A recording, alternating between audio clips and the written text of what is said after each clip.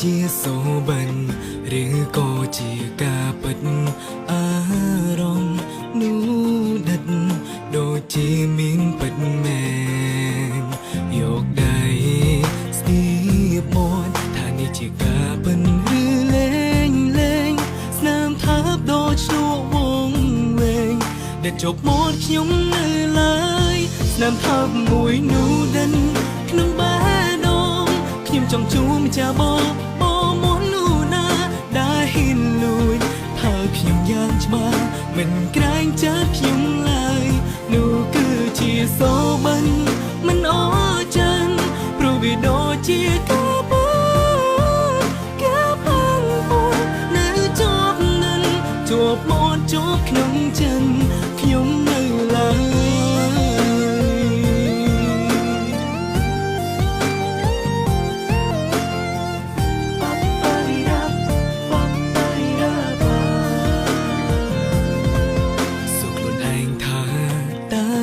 ជាសូបិន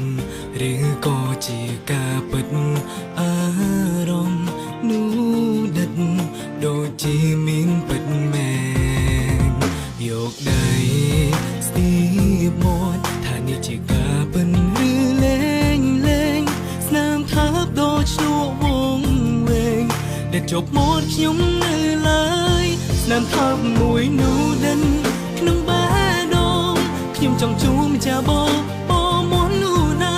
ដែលហ៊ានលួចថាខ្ញុំយ៉ាងច្បាស់មិនក្រែងចិត្តខ្ញុំឡើយនោះគឺជាសូបិនមិនអស់ចិនព្រោះវាដូចជាការបាំងពួននៅជាប់នឹងជាប់មាត់ជាប់ក្នុងចិនខ្ញុំនៅឡើយ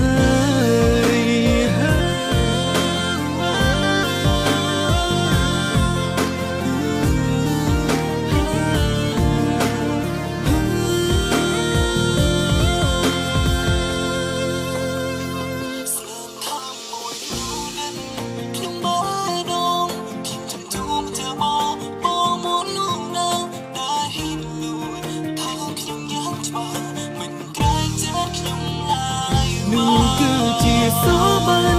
មិនអស់ចិនព្រោះវាដូចជាការបាំងពួននៅជាប់នឹងជាប់មាត់ជាប់ក្នុងចិនខ្ញុំនៅឡើយ